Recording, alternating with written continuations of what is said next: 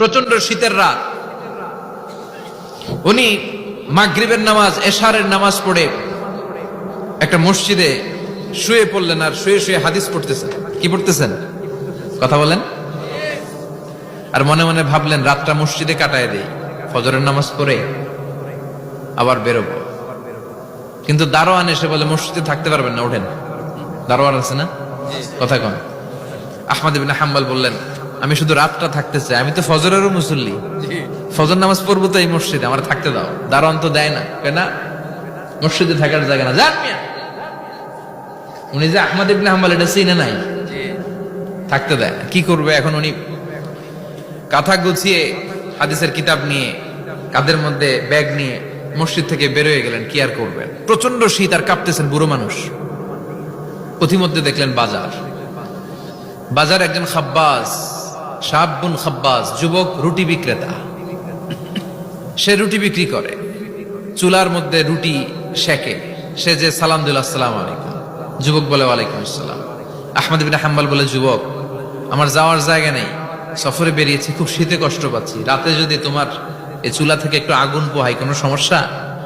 যুবক বলে না না সমস্যা না, আহলান ওয়া সাহলান, খোশ আমদেদ, আসেন আসেন, আপনি আগুন পোহাইলে আমার সমস্যা কি? সুবহানাল্লাহ পড়েন।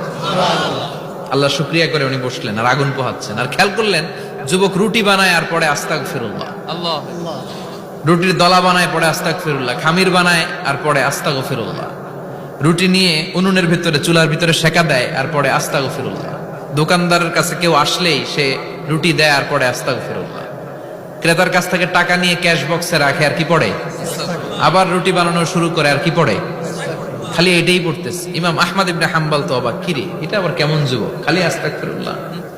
উনি প্রশ্ন করলেন যুবক ঘটনা কি? আসার পর থেকেই তোমার দেখতেছি তুমি রুটি বানাও, রুটি বিক্রি করো আর পড়ো আস্তাগফিরুল্লাহ, মালাকা ইয়া শাবাব। যুবক বলে আস্তাগফিরুল্লাহ আমার সবচেয়ে বেশি পছন্দের আমল, আমি সব সময় আঠার মতো ইস্তেগফারের সাথে লেগে থাকি আর সব সময় পড়তে থাকি আস্তাগফিরুল্লাহ, আর এর বদৌলতে আল্লাহ আমারে মুস্তাজাবুদ দাওয়া বানিয়ে দিয়েছে। সুবহানাল্লাহ। আহমদ ইবনে হাম্বল তো অবাক, আনতা মুস্তাজাবুদ দাওয়া, তুমি মুস্তাজাবুদ দাওয়া, রুটিওয়ালা। আমি এত বছর হাদিস পড়াই, আমিও তো মুস্তাজাবুদ দাওয়া না, আর তুমি রুটি বেচো বাজারে, তুমি মুস্তাজাবুদ দাওয়া, তুমি দোয়া করলে সব কবুল হয়ে যায়।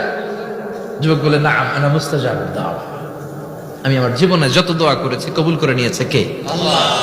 সব দোয়া কবুল করে নিয়েছে আল্লাহ, একটা দোয়া ছাড়া। কয়টা? একটা। আহমদ ইবনে হাম্বলের কৌতূহল, কিউরিয়াসিটি আরো বেড়ে গেল। কি? সব দোয়া কবুল হয়েছে একটা দোয়া ছাড়া। মাযালিকা দোয়া ইয়া শাব, কি সেই দোয়া? যুবক এবার বলতে শুরু করলো আমার জীবনে যে দোয়াটা আল্লাহ কবুল করে নাই সেটা হচ্ছে আমি আল্লাহর কাছে অনেক চেয়েছি, অনেক দোয়া করেছে যে আল্লাহ শুনেছি এই জামানার সবচেয়ে বড় মুহাদ্দিস, তার নাম নাকি ইমাম আহমদ ইবনে হাম্বল। আল্লাহ তোমার কাছে আমার চাওয়া আমি যেন এই ইমাম আহমদ ইবনে হাম্বলের দেখে মরতে পারি, আমি যেন ইমাম আহমদ ইবনে হাম্বলের হাতে হাত রেখে মুসাফা করতে পারি আর তার কপালে একটা চুমু এঁকে দিতে পারি।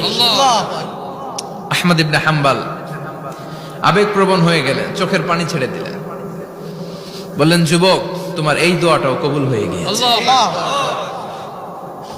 আহমদ ইবনে হাম্বলের দেখা সাক্ষাৎ পাওয়ার জন্য আহমদ ইবনে হাম্বলের বাড়িতে তোমার যাওয়ার দরকার নাই, আহমদ ইবনে হাম্বল তোমার দরবারে ছুটে এসেছে।